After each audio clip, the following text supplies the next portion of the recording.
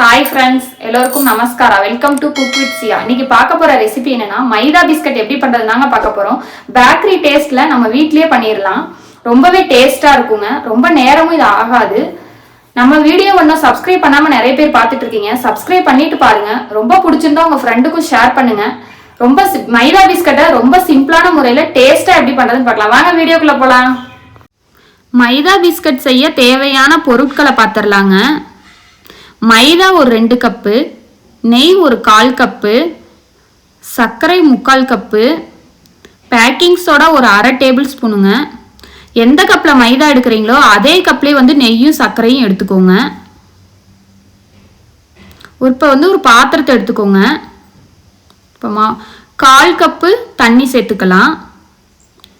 பத்தாட்டி அப்புறமே வேணால் எதுவும் சேர்த்துக்கலாங்க. இப்போவே சேர்த்துட்டிங்கன்னா ரொம்ப கொழப்பாயிரும். நெய் இது கூட சேர்த்துக்கலாம். கொஞ்சமாக மட்டும் எடுத்து வச்சிடலாம். லாஸ்ட்டில் சேர்க்கணும். மாவு பிசைஞ்சிட்டு மேலே ஊற்றணும். இது கூடவே இப்போ சர்க்கரை சேர்த்துடலாம். சர்க்கரை சேர்த்துட்டு பேக்கிங் சோடா இப்போ கூட சேர்த்துடலாம். உப்பு சேர்த்துடலாங்க. டேபிள் சால்ட்டு, கல்லுப்பு எதுவும் சேர்க்காதீங்க. சேர்த்துட்டு ஒரு குழிக்கரண்டி எடுத்து இது மாதிரி கொஞ்சம் நல்லா கிண்டி விட்டுக்கிட்டே இருங்க. சர்க்கரை கொஞ்சம் சீக்கிரமாக கரையாதுங்க. கொஞ்சம் நல்லா கரைச்சி விட்டுக்கிட்டே இருந்தோம். 1/4 மணி நேரம் ஆகும். இல்லைனா மிக்சிலேயே கூட அரைச்சி போட்டுக்கலாங்க. கொஞ்சம் நல்லா கரையட்டும், வெயிட் பண்ணுவோம். கொஞ்சம் இது மாதிரி கிண்டி விட்டுக்கிட்டே இருங்க. கொஞ்சம் கரைஞ்சிருச்சு பாருங்க. 3/4 அளவுக்கு கரைஞ்சிரும். கொஞ்சம் மட்டும் கரையாமல் இருக்கும். மாவு பிசைஞ்சு வச்சுட்டா கரைஞ்சிருங்க நல்லாவே. இப்போ இது கூடவே மைதா மாவு சேர்த்துருவோம். மைதா மாவு சேர்த்துட்டு நல்லா கிண்டி விடுங்க. நல்லா மிக்ஸ் ஆகிற மாதிரி இது மாதிரி கிண்டி விட்டுக்கோங்க. நல்லா பிசையணும். நல்லா பிசைஞ்சுக்கோங்க. இந்த மாதிரி தான் கொஞ்சம் நல்லா மிக்ஸ் ஆகணும். இந்த சர்க்கரை மைதாலாம் இப்போ தானே கொட்டணும். அதில் நல்லா மிக்ஸ் ஆகணும். இல்லாட்டி சர்க்கரை இந்த மைதாவில் போய் ஏறாமல் இருக்கும். நல்லா பிசைஞ்சு எடுத்துக்கோங்க. அழுத்தி பிடிச்சி பிசைங்க. இந்த மாதிரி தான் பிசையணும்.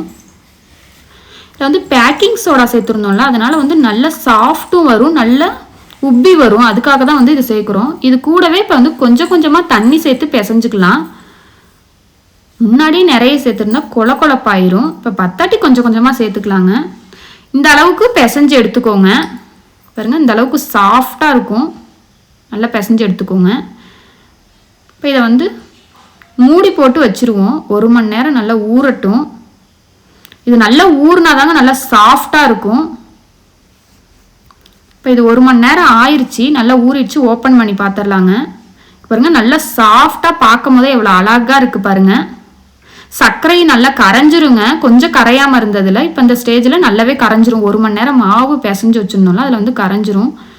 கொஞ்சம் 1/2 மணி நேரம்லாம் பிசைஞ்சு வச்சுருந்தீங்கன்னா சர்க்கரையும் கரையாது, அந்த மாவு சாஃப்ட் இருக்காதுங்க. இப்போ இதை 3ஆக பிரிச்சிடலாம்.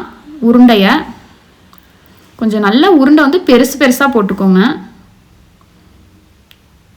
இந்த மாதிரி தான் மாவு இந்த அளவுக்கு பிசைஞ்சு எடுத்துக்கோ. உருண்டை போட்டுக்கோங்க. இந்த மாதிரி தான். ரொம்ப சின்ன சின்னதாக போட்டிங்கன்னா சரி வராது. இப்போ சப்பாத்தி கட்டை எடுத்துக்கோங்க. சப்பாத்தி கட்டையில் கீழே நெய் இல்லைன்னா எண்ணெய் தேய்ச்சிக்கலாம். நான் இன்றைக்கி நெய் தான் சேர்த்துருக்கேன். இது மாதிரி தேய்ச்சிக்கோங்க. அப்போ தான் கீழே பிடிக்காமல் இருக்கும். அதுக்காக தான் நெய் சேர்க்குறோம். இந்த மாதிரி மீதி வச்சுருந்தோம்ல நெய், அதை கீழே தடவிக்கோங்க. இப்போ மாவு எடுத்து வச்சுருந்தோம்ல, அதை எடுத்து சப்பாத்தி கட்டை இருக்குல்ல, அதுலேயும் கொஞ்சமாக நெய் தேய்ச்சிக்கோங்க. அப்போ தான் பிடிக்காமல் வரும். இல்லாட்டி மைதா தானே சேர்த்துருந்தோம், அது நல்லா பிடிச்சிக்கிட்டு சரி வராதுங்க. இந்த மாதிரி தேய்ச்சி எடுத்துக்கோங்க. கொஞ்சம் நல்லா மொத்தமாகவே இருக்கணுங்க. இந்த மாதிரி திருப்பி போட்டுக்கோங்க. கொஞ்சம் இது வளவளப்பாக இருக்கிறதுனால பிஞ்சு வரும். கொஞ்சம் பொறுமையாக தேய்ச்சி எடுத்துக்கோங்க. இந்த அளவுக்கு தேய்ச்சிக்கோங்க. இந்த அளவுக்கு தேய்ச்சிக்கோங்க. கரெக்டாக இருக்கும். இப்போ ஒரு கத்தி எடுத்துக்கலாம். கத்தியில் கொஞ்சமாக நெய் சேர்த்துக்குவோம். நெய் தடவிக்கோங்க. அப்போ தான் பீஸ் போடும் போது கரெக்டாக இருக்கும். இல்லாட்டி பீஸ் கரெக்டாக வராது. பாருங்க, இந்த மாதிரி பொறுமையாக கட் பண்ணி எடுங்க. கத்தியை வச்சுட்டு இந்த மாதிரி இப்படி ஆட்டினீங்கனாலே போதுங்க. கட்டாயி வந்துடும். இங்கே பாருங்கள், சூப்பராக கட்டாயிடுச்சு பாருங்கள். இந்த மாதிரி சின்ன சின்ன பீஸாகவே போட்டுக்கோங்க. டைமண்ட் சேஃபு இல்லைனா ஸ்கொயர்ட் சேஃபு அந்த மாதிரி. இந்த மாதிரி தாங்க பொறுமையாக போட்டு எடுத்துக்கோங்க.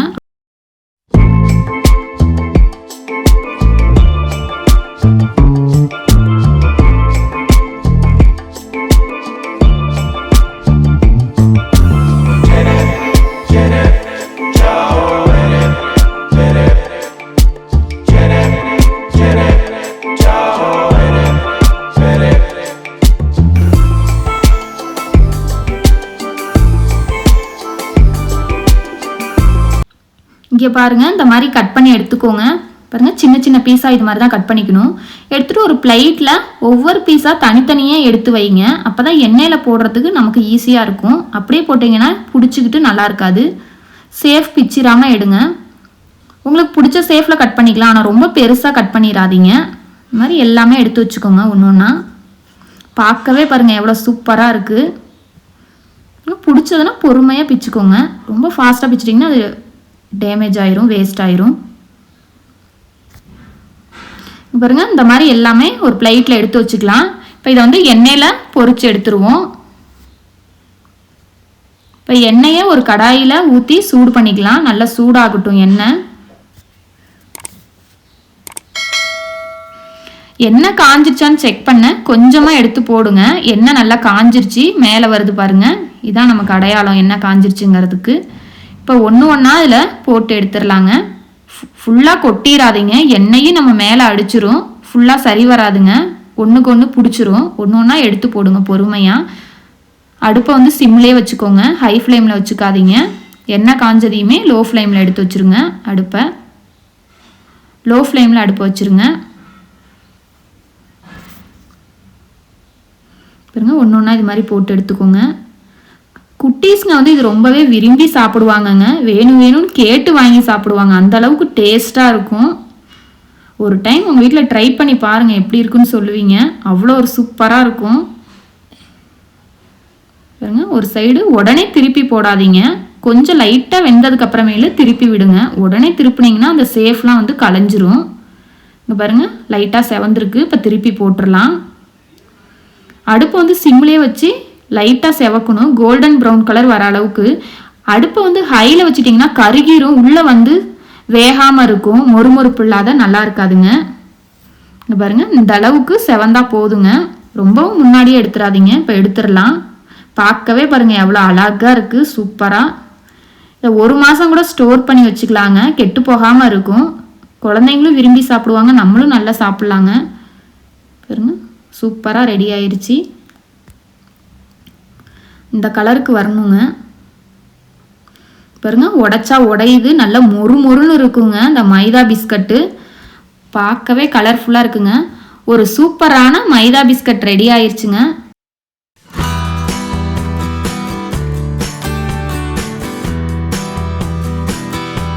அவ்வளவுதாங்க, மைதா பிஸ்கட் எப்படி பண்றதுன்னு பார்த்தோம். உங்க வீட்லயும் கண்டிப்பா ஒரு டைம் இது மாதிரி ட்ரை பண்ணி பாருங்க. நம்ம வீட்டு குழந்தைகள் ரொம்பவே விரும்பி சாப்பிடுவாங்க.